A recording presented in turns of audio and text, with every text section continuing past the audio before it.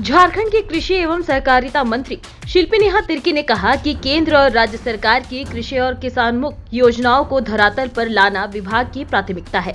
बता दें, रांची के नेपाल हाउस स्थित मंत्रालय में आज विभाग की मासिक समीक्षा बैठक आयोजित की गई। बैठक में विभागीय मंत्री के अलावा संबंधित अधिकारी मौजूद रहे। वहीं बैठक के दौरान योजनाओं के क्रियान्वयन में गति लाने और कई योजनाओं के विस्तार पर चर्चा हुई।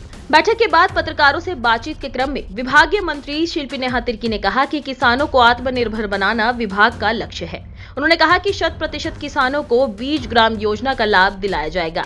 मंत्री ने कहा कि पहले चानों में और फिर सभी प्रमंडलों में कृषि मेला का आयोजन होगा। कृषि सिंचाई योजना का लाभ किसानों तक जल्द से जल्द पहुंचाया जाएगा। इसके साथ ही उन्होंने कहा कि किसान अब 2400 रुपए प्रति क्विंटल धान बेच सकेंगे। इसके अलावा मंत्री ने बिरसा ग्राम पाठशाला, सब्जी में एमएसएमई देने आदि कई योजना महत्वपूर्ण बिंदुओं पर उन्होंने चर्चा की। इसके साथ ही क्या कुछ कहा, देखिए। हमारा मकसद है, हमारा उद्देश्य है कि आने वाले समय में ये राज्य को कैसे हम लोग कृषि के क्षेत्र में, पशुपालन के क्षेत्र में हम लोग आत्मनिर्भर बनाएं, उसी की ओर हम लोग काम कर रहे हैं।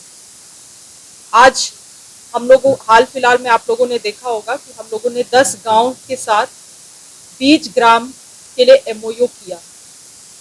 मगर पूर्व में क्या हुआ था कि इसी तरह से बीज ग्राम थे, लगभग 10 बीज ग्राम, जो कि सही तरीके से संचालन नहीं होने के कारण फेलियर हो गया, क्योंकि हमारे पास उस समय मजबूत सीड कॉर्पोरेशन भी नहीं था और seed testing agency, certification agency भी नहीं थी। तो हम लोग चाहते हैं जो बेस्ट ऑफ बेस्ट स्टेट में जो कॉर्पोरेशन और सर्टिफिकेशन एजेंसी है, उसको हम लोग यहाँ पे झारखंड में भी स्थापित करें। स्थापित तो है मगर फंक्शनल उस आधार पे नहीं है। तो हम लोग चाहते हैं उस आधार पे हम लोग फंक्शनल करें, ताकि आने वाले समय में बीज के स्तर में भी हम लोग पूरे राज्य को आत्मनिर्भर बना सके और किसी और राज्य से हम लोगों को या कहीं और से बीज खरीदने की आवश्यकता ना पड़े।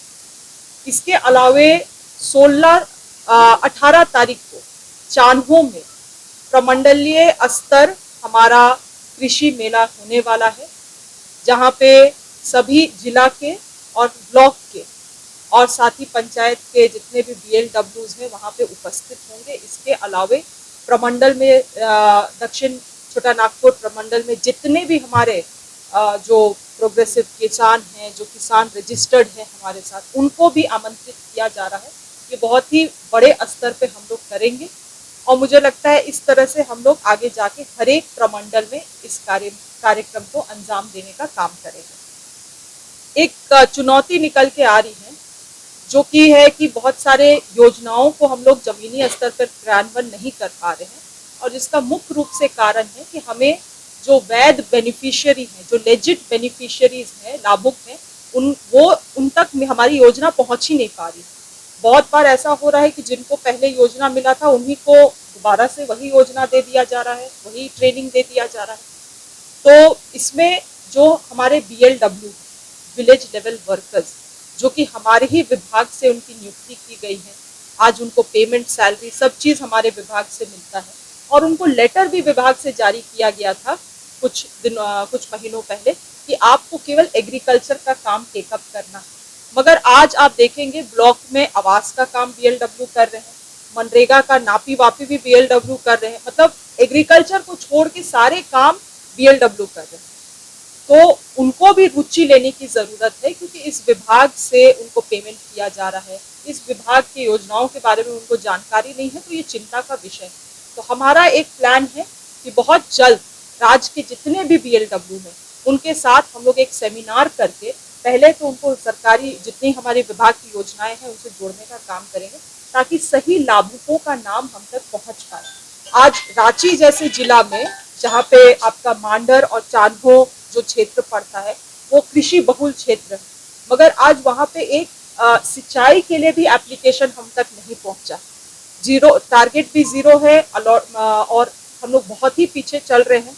तो जिस कारण अगर देखा जाए, जैसे कल मैं चान्हो में थी ब्लॉक मीटिंग में, तो पता चला कि वहाँ पे जो लाभुक हैं उनको इस बारे में कोई जानकारी नहीं है और ब्लॉक में फॉर्म तक उपलब्ध नहीं है।